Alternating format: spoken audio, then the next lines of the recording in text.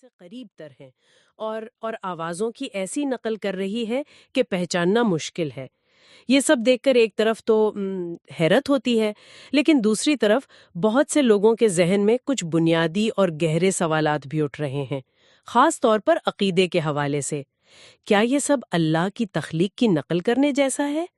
کیا انسان ٹیکنالوجی کے ذریعے وہ کام کر رہا ہے جو صرف خالق کے لیے مخصوص ہے؟ کیا ہم اپنی حد سے تجاوز کر رہے ہیں؟ آج جو ہمارے ذرائع ہیں وہ اسی بہت حساس اور اہم موضوع کا جائزہ قرآن و سنت کی روشنی میں لیتے ہیں۔ بالکل، اور ان ذرائع میں جو سب سے پہلی اور بنیادی بات کی گئی ہے وہ یہ ہے کہ اس سوال کا جواب ٹیکنالوجی کی تفصیلات میں نہیں ہے بلکہ عقیدے کی بنیادوں میں ہے۔ اس سے پہلے کہ ہم یہ فیصلہ کریں کہ اے آئی کیا کر رہی ہے، ہمیں یہ سمجھنا ہوگا کہ اسلام میں تخلیق کا اصل مطلب اور مفہوم کیا ہے۔ یہ بحث دراصل اے آئی کے بارے میں کم اور اس بات پر زیادہ ہے کہ خالق اور مخلوق کے درمیان اصل فرق کیا ہے۔ تو آئیے اس گہری گفتگو کا آغاز اسی بنیادی سوال سے کرتے ہیں کہ تخلیق کسے کہتے ہیں، اور پھر دیکھتے ہیں کہ مصنوعی ذہانت اس تعریف پر کہاں تک پوری اترتی ہے۔ ٹھیک ہے، تو آئیے اسی بنیادی نقطے سے شروع کرتے ہیں۔ جب ہم تخلیق کا لفظ استعمال کرتے ہیں تو عام طور پر اس کا مطلب ہوتا ہے کچھ بنانا، لیکن میرا خیال ہے کہ اسلامی عقیدے میں اس لفظ کا مطلب اس سے کہیں زیادہ گہرا ہے۔ ان ذرائع نے اس کی کیا وضاحت کی ہے؟ آپ نے بالکل صحیح کہا، یہ صرف کچھ بنانے کا نام نہیں ہے۔ اسلامی اصطلاح میں جسے عربی میں خلق کہا جاتا ہے، اس کے دو بنیادی ستون ہیں جو اسے انسانی کاموں سے بالکل الگ کر دیتے ہیں۔ پہلا، عدم سے وجود میں لانا، یعنی کسی ایسی چیز کو بنانا جس کا پہلے کوئی وجود، کوئی مادہ، کوئی مثال موجود نہ ہو۔ قرآن میں اللہ کی صفت بیان ہوئی ہے، بدیع السماواتی والارض، وہ آسمانوں اور زمین کا بغیر کسی نمونے کے بنانے والا ہے۔ اچھا، عدم سے وجود میں لانا۔ جی، اور دوسرا اور سب سے اہم ستون ہے اس وجود میں روح ڈالنا اور اسے زندگی عطا کرنا۔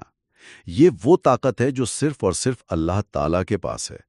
اسی لیے قرآن میں واضح طور پر کہا گیا، اللہ خالق کل شیء، یعنی اللہ ہی ہر چیز کا خالق ہے۔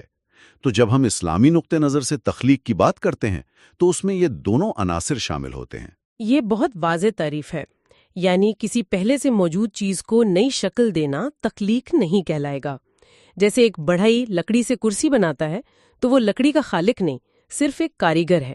اگر اس تعریف کو سامنے رکھیں تو اے آئی کیا کر رہی ہے؟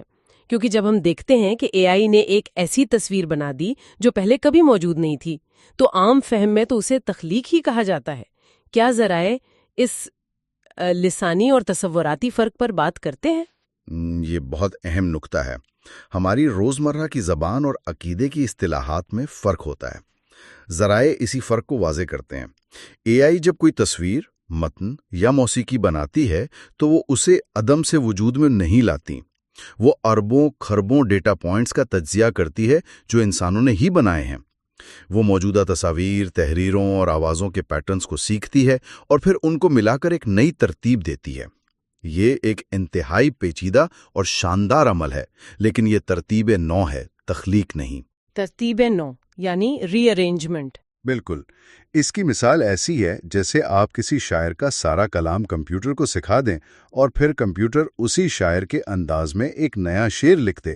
شعر نیا ہوگا لیکن اس کا انداز، الفاظ اور طرز فکر وہ سب اسی پرانے ڈیٹا پر مبنی ہوگا۔ میں نے خود ایک اے آئی امیج جنریٹر استعمال کرنے کی کوشش کی اور اسے ایک عجیب سا خیال دیا کہ ایک گھوڑا چاند پر کتاب پڑھ رہا ہے۔ جو نتیجہ آیا وہ تکنیکی طور پر بہت متاثر کن تھا، ایک مکمل تصویر تھی، لیکن اس میں کوئی روح یا گہرائی محسوس نہیں ہوئی۔ وہ صرف مختلف تصورات کا ایک منطقی مجموعہ لگ رہا تھا۔ یہ آپ کی بات کی تصدیق کرتا ہے کہ یہ صرف ڈیٹا پوائنٹس کو ملا رہا ہے، کوئی حقیقی احساس پیدا نہیں کر رہا۔ بالکل یہی بات ہے، اور ذرائع اس کو مزید مضبوط کرنے کے لیے قرآن کی ایک بہت طاقتور مثال پیش کرتے ہیں۔ سورۃ الحج میں اللہ تعالیٰ تمام انسانوں کو چیلنج کرتا ہے، جس کا مفہوم ہے کہ اللہ کے سوا جن کو تم پکارتے ہو وہ سب مل کر ایک مکھی بھی پیدا نہیں کر سکتے۔ جی، اور اگر مکھی ان سے کوئی چیز چھین لے تو وہ اسے واپس بھی نہیں لا سکتے۔ یہاں ایک چھوٹی سی حقیر سی مخلوق کی مثال دی گئی ہے، اگر تمام انسان اور ان کی بنائی ہوئی تمام ٹیکنالوجی مل کر بھی ایک زندہ مکھی نہیں بنا سکتی، تو اے آئی جو خود انسان کی بنائی ہوئی ہے وہ کیسے حقیقی تخلیق کر سکتی ہے؟ وہ مکھی کی تصویر بنا سکتی ہے، اس کی 3D ماڈلنگ کر سکتی ہے، لیکن اس میں زندگی کی رمق پیدا نہیں کر سکتی۔ یہ فرق کلیدی ہے۔ آپ نے نقل اور ترتیب کا لفظ استعمال کیا اور یہ بہت اہم ہے۔ اس سے مجھے خیال آیا کہ یہی دلیل تو فوٹوگرافی اور مصوری کے معاملے میں بھی ایک طویل عرصے تک دی جاتی رہی ہے۔ ایک مشہور حدیث ہے جس میں تصویر بنانے والوں کے لیے سخت وعید آئی ہے۔ ہمارے ذرائع اس تاریخی بحث کو آج اے آئی کے تناظر میں کیسے دیکھتے ہیں؟ جی، یہ ایک کلاسیکی بحث ہے اور ذرائع اسے اے آئی کے مسئلے کو سمجھنے کے لیے ایک بنیاد کے طور پر استعمال کرتے ہیں۔ وہ حدیث جو صحیح بخاری میں موجود ہے فرماتی ہے کہ قیامت کے دن سب سے سخت عذاب مصوروں یعنی تصویر بنانے والوں کو ہوگا، اور ان سے کہا جائے گا کہ جو تم نے بنایا ہے اس میں جان ڈالو۔ اب اگر اس حدیث کو ظاہری طور پر دیکھا جائے تو ہر قسم کی تصویر سازی ممنوع لگتی ہے، لیکن علماء کرام اور ان ذرائع نے اس کی گہرائی میں جا کر اس کے اصل مقصد اور نیت کو سمجھا ہے۔ اور وہ اصل مقصد کیا ہے؟ اصل مسئلہ عمل سے زیادہ اس کے پیچھے کی نیت اور دعویٰ ہے۔ حدیث کا اصل ہدف وہ لوگ ہیں جو دو میں سے ایک کام کرتے ہیں، یا تو وہ عبادت اور شرک کے لیے مورتیاں اور بت بناتے ہیں، صحیح، لیکن یا پھر وہ تکبر کے ساتھ اللہ کی تخلیقی صفت کو چیلنج کرنے کا دعویٰ کرتے ہیں، یعنی وہ یہ سمجھتے ہیں کہ جیسے اللہ تخلیق کرتا ہے ویسے ہی وہ بھی کر سکتے ہیں۔ یہ براہ راست اللہ کی صفت خالقیت میں مقابلہ کرنے کی کوشش ہے۔ لیکن اگر تصویر سازی کا مقصد تعلیمی ہو، شناختی ہو، یادگار کے لیے ہو یا فنکاری کے لیے ہو، جہاں نہ تو عبادت کا عنصر ہے اور نہ ہی خدائی کا دعویٰ، تو اکثر علماء اس کی اجازت دیتے ہیں۔ یہی اصول اے آئی پر بھی لاگو ہوتا ہے۔ اگر اے آئی کو جائز مقاصد کے لیے استعمال کیا جا رہا ہے تو یہ نقل اور ترتیب کے زمرے میں آئے گا۔ لیکن کچھ لوگ یہ دلیل دے سکتے ہیں کہ آج کل ڈیپ فیک ٹیکنالوجی کا استعمال گمراہی پھیلانے کے لیے ہو رہا ہے، جو ایک طرح سے اللہ کی مخلوق کی ایسی نقل ہے جس سے معاشرے میں فساد پھیلتا ہے۔ کیا نیت کی بحث اتنی سادہ ہے یا جدید ٹیکنالوجی نے اس میں نئی پیچیدگیاں پیدا کر دی ہیں؟ آپ کا سوال بہت اہم ہے اور یہ ظاہر کرتا ہے کہ ٹیکنالوجی کے ساتھ اخلاقیات کا سوال ہمیشہ جڑا رہتا ہے۔ ان ذرائع کا نقطہ نظر یہ نہیں ہے کہ نیت کی بحث ہر چیز کو جائز قرار دے دیتی ہے، بلکہ وہ یہ کہتے ہیں کہ ٹیکنالوجی بذات خود حرام یا حلال نہیں، اس کا استعمال اسے حرام یا حلال بناتا ہے۔ ڈیپ فیک کا استعمال کر کے کسی پر جھوٹا الزام لگانا، دھوکہ دہی کرنا یا معاشرے میں فتنہ پھیلانا بلا شبہ گناہ ہے، لیکن یہ گناہ ٹیکنالوجی کا نہیں بلکہ اس شخص کا ہے جو اسے اس مذموم مقصد کے لیے استعمال کر رہا ہے۔ بالکل اسی طرح جیسے ایک چھری سے سبزی بھی کاٹی جا سکتی ہے اور کسی کی جان بھی لی جا سکتی ہے۔ چھری بنانے والا مجرم نہیں، اسے غلط استعمال کرنے والا مجرم ہے۔ لہٰذا اے آئی سے پیدا ہونے والی اخلاقی پیچیدگیاں اس کے غلط استعمال سے متعلق ہیں، نہ کہ اس کے نفس وجود سے۔ یہ بات سمجھ میں آتی ہے۔ اس گفتگو میں ذرائع نے قرآن سے حضرت عیسیٰ علیہ السلام کی ایک بہت متاثر کن مثال بھی پیش کی ہے، جہاں وہ مٹی سے پرندے کی شکل بناتے ہیں اور پھر اس میں پھونک مارتے ہیں تو وہ اللہ کے حکم سے زندہ پرندہ بن جاتا ہے۔ بظاہر تو یہ عمل تخلیق جیسا ہی لگتا ہے، اسے اے آئی سے کیسے جوڑیں گے؟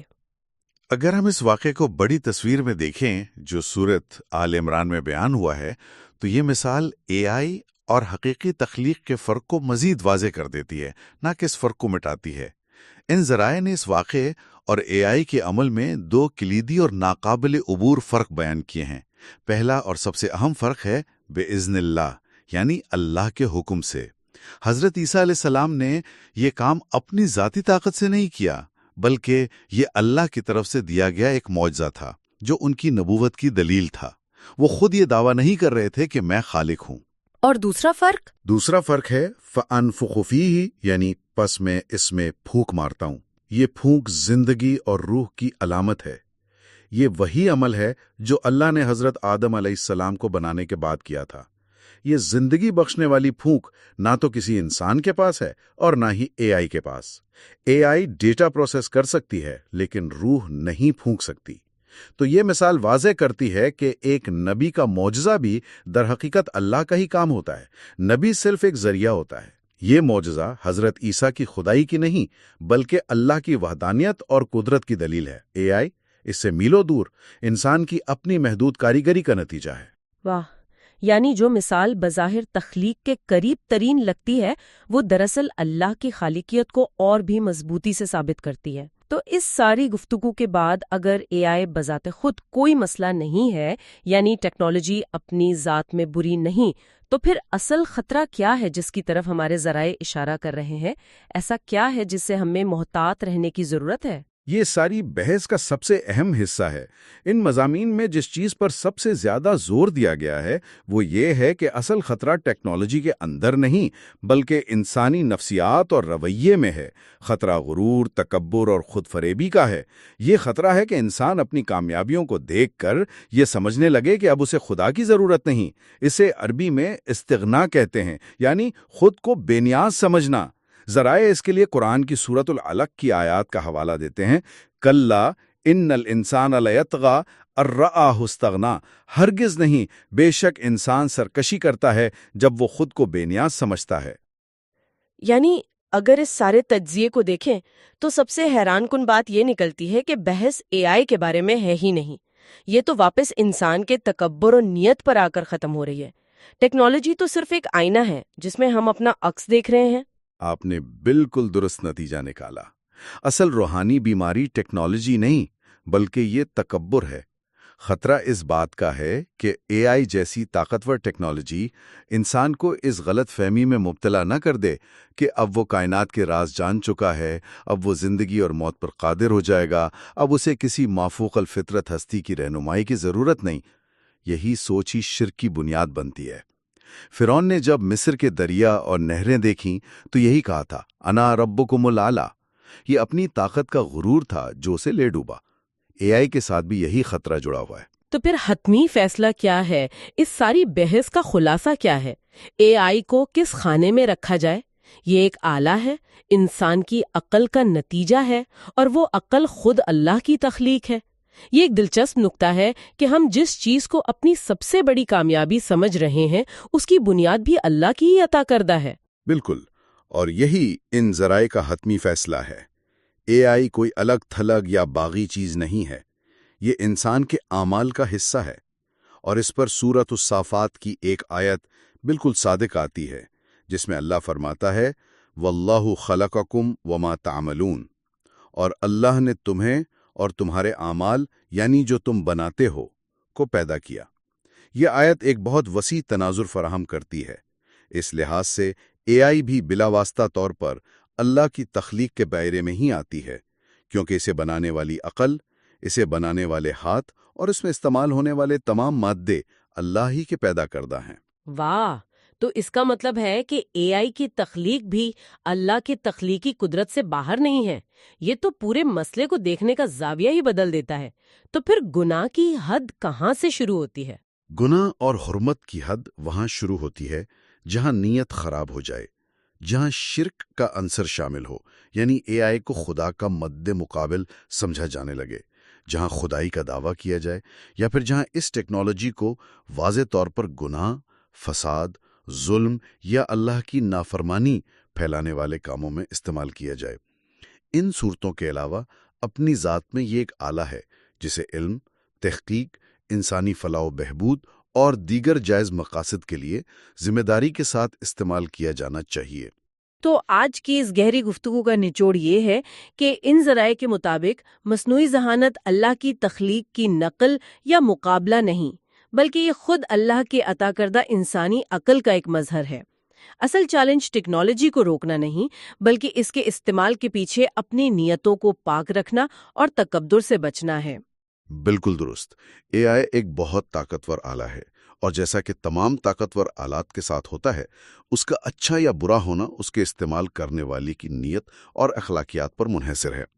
یہ انسان کی اخلاقی ذمہ داری کو کم نہیں کرتا بلکہ مزید بڑھا دیتا ہے۔ اے آئی خدائی تخلیق کی نقل کرتی ہے، لیکن یہ اے آئی کو خدا کی عطا کردہ انسان